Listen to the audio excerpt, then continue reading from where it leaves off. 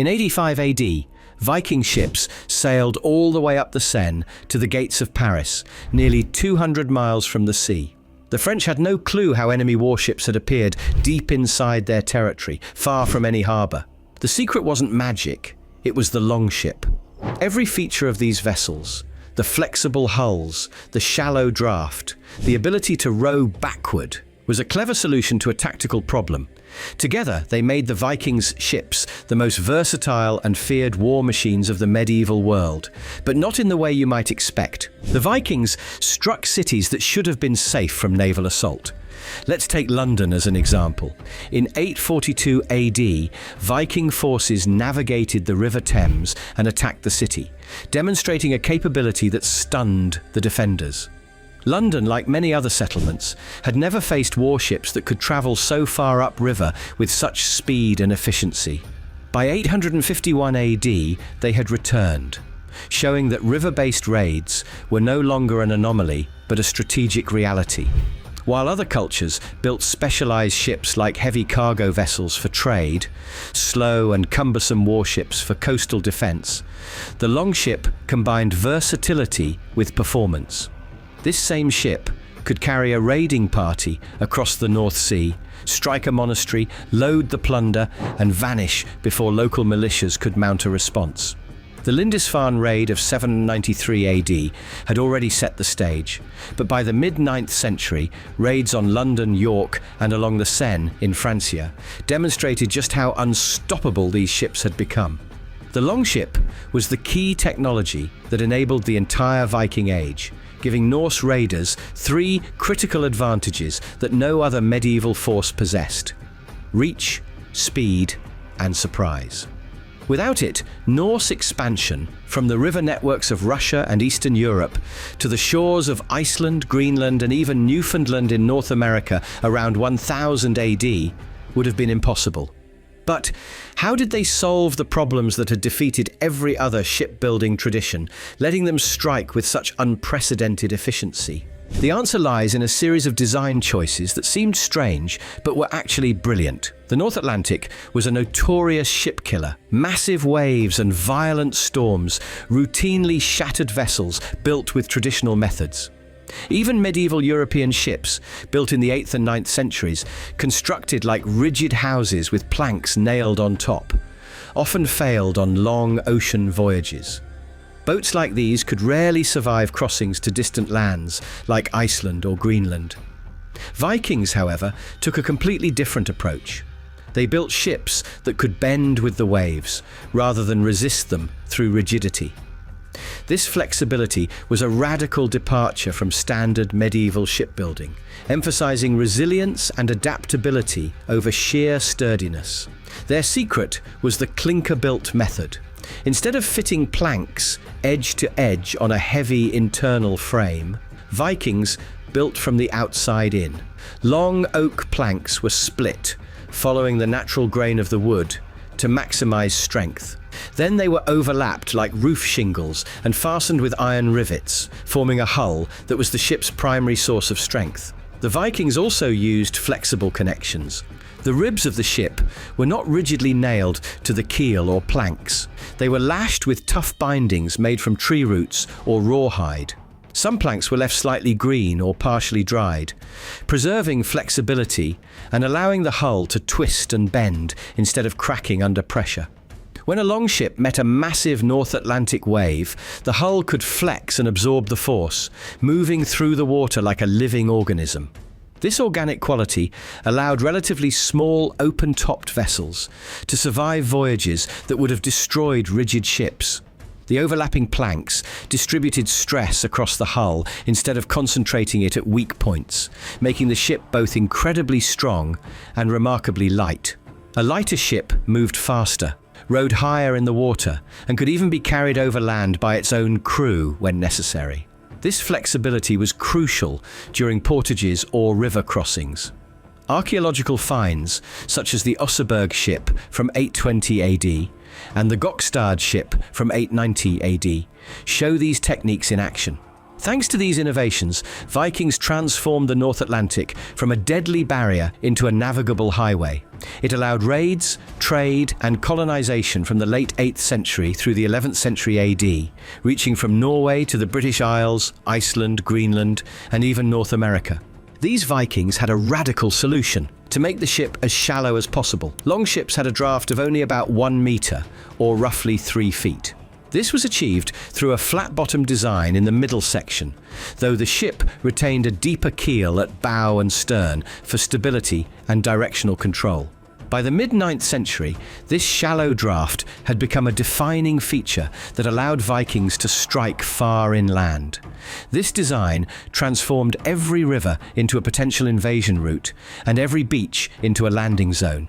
Vikings could sail directly up the Seine to Paris, as they did during raids in 845 AD, or navigate the Dnieper River deep into Kievan Rus, reaching cities like Kiev by the late 9th century. Coastal attacks were only the beginning. These Vikings could appear at the heart of kingdoms, striking cities that had never seen a warship before. Unlike traditional warships, longships didn't need ports or docks. They could land on any sandy beach, allowing an entire raiding force to disembark directly onto undefended coastlines. This ability turned the European coastline and even inland rivers into potential Viking territory. This shallow draft design also enabled a tactic called portaging.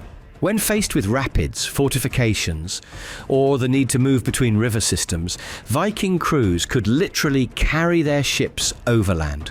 The lightness of the clinker-built vessels made this possible, allowing Vikings to bypass water-based defences entirely and appear on the far side of obstacles that should have stopped them. Now imagine being a merchant in Paris in 845 AD, hundreds of miles from the sea, and suddenly seeing dragon-headed warships gliding up the Seine. It shattered the medieval world's understanding of geography and security, cementing the Vikings' reputation for terror. However, because longships were relatively small, a successful raid that netted large amounts of treasure could create logistical challenges. Disembarking quickly and returning to base heavily loaded was a delicate and risky operation. Raiding was only profitable if the Vikings survived long enough to enjoy the spoils. The most perilous moment of any attack came during the retreat, when warriors were heavily laden with treasure, possibly injured, and racing to escape before enemy reinforcements arrived. Viking raids in the 8th and 9th centuries, such as the attack on Lindisfarne in 793 AD, show how quickly these encounters could turn deadly. A single misstep during the retreat could spell disaster, not just for the loot, but for the raiders' very lives. Most ships of that era had a clear front and back, making sharp turns in narrow rivers or fjords, slow, cumbersome, and dangerous. A failed maneuver could strand the crew or expose them to counterattacks. Yet once again, the Vikings innovated. Longships were designed to be almost perfectly symmetrical. Both bow and stern were nearly identical, allowing the vessel to reverse direction without physically turning around. This design transformed retreats from a dangerous gamble into a calculated, efficient maneuver. When a raiding party needed to withdraw, the Vikings could simply shift the oars and row backwards at a decent speed without needing to turn the ship around. This eliminated the peril of trying to maneuver in constricted waterways while being pursued. Viking raiders could strike deep into enemy territory, loot quickly, and then execute a swift, seamless getaway that left their victims baffled. The retreat could be as sudden and unstoppable as the attack itself. The helmsman had the option to move the steering oar to either end if conditions demanded, though often just reversing the oars was enough. This meant that a longship, whether retreating from a river in Francia during the 9th century or escaping along the Irish coast in the 840s, could maintain maximum speed at all times. Combined with the Vikings' ability to land almost anywhere along a coastline or riverbank, their attacks became nearly impossible to counter. By the time local defenders could organize a response, the raiders were already disappearing into the mist, treasure in hand, leaving only confusion and devastation in their wake. This combination of symmetry, maneuverability, and strategic retreat helped establish the longship as not just a vessel, but a critical tool of Viking warfare. Its design allowed raids to be profitable repeatedly, shaping the Norse expansion across the British Isles, Ireland, Francia, and even into the rivers of Eastern Europe between the late 8th and 11th centuries. Vikings did not have unlimited energy. The human body can only row so far before exhaustion sets in. Crossing the North Sea by oar alone would have been a brutal test of endurance for crews arriving at their targets, making them less capable of fighting. To overcome this, the Vikings developed an ingenious solution: the massive square sail. These sails were not simple pieces of cloth. They were made from heavy wool, meticulously woven by the women of the community and treated with animal fats and oils to resist water and maintain their shape. This practical craftsmanship allowed the sails to withstand harsh northern weather, strong winds, and prolonged use at sea. The sail was mounted on a single central mast that could be quickly raised or lowered depending on conditions.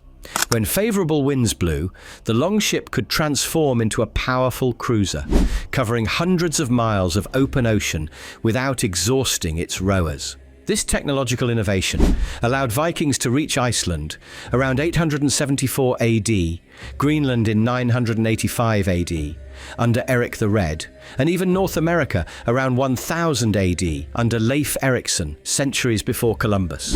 The ability to travel such distances with minimal fatigue gave them both a strategic advantage in exploration and the element of surprise in raids. The mast could be lowered quickly when approaching enemy shores, reducing wind resistance and making the vessel appear smaller and less threatening. What had seemed a peaceful, merchant-like ship on the horizon could suddenly become a silent predator, powered by oars and moving swiftly through misty waters. This dual capability, powered by both sail and oar, made Viking longships unique in medieval naval warfare. Viking sails were often patterned in checkered or striped designs. While visually striking, these patterns were also practical. Large sails were constructed from multiple strips of wool sewn together, as single pieces of fabric could not reach the necessary size. Such sails were crucial for enabling not only raiding, but also trade, migration, and settlement across the North Atlantic. Without them, the vast expansion of Norse influence, from the British Isles to the Baltic and across the Atlantic, would have been logistically impossible. By the 9th and 10th centuries, the combination of square sails, shallow draft hulls, and lightweight construction had made longships the most versatile vessels of the Viking Age. They allowed Norsemen to travel faster, strike unpredictably, and colonize distant lands, fundamentally shaping the course of European and Atlantic history. Vikings understood that winning a battle in your enemy's mind was cheaper than winning it with swords. The Longship itself became a weapon of psychological warfare through carefully crafted visual elements. Turns out the Vikings were emotionally smart too. The most iconic feature was the dragon head mounted on the prow. This decoration served as pure psychological warfare.